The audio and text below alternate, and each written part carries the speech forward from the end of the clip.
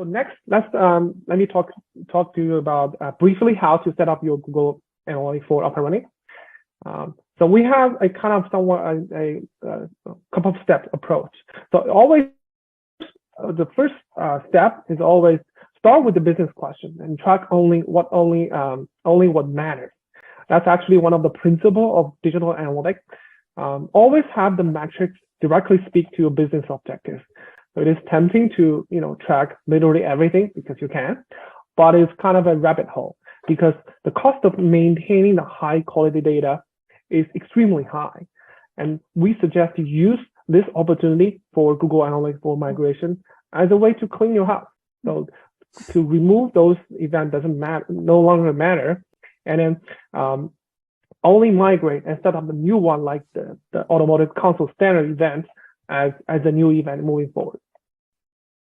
I personally don't recommend, doing this importing of events from, GA3 into GA4. It's a lot of junk and noise. Yes. And that's why all the ASC events start with ASC, so they'll all sort alphabetically. So the ASC spec is not to limit other events because there's always something that needs to be added. The idea here is that the vendors should find almost 99% of everything that needs to be tracked in the ASC events. Yeah, absolutely. I absolutely agree. Google actually offered that there's a migration tool, which we don't recommend, even though they put it on the website, because it to Brian's point, it can carry a lot of junk and a lot of unused data moving forward. So thanks for calling out. Absolutely. And then the configuration of Google Analytics 4 is critical because that's actually the step that kind of gateway your data quality. Particularly for those, for example, all those Automotive Console standard events, you will need to make sure that those custom dimensions, which is a subset of all the event parameters, are being set up on the configuration.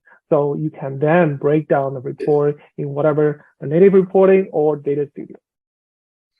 And again, once you have everything ready, you can leverage different kind of reporting, the native report, Explorer, as well as Looker Studio.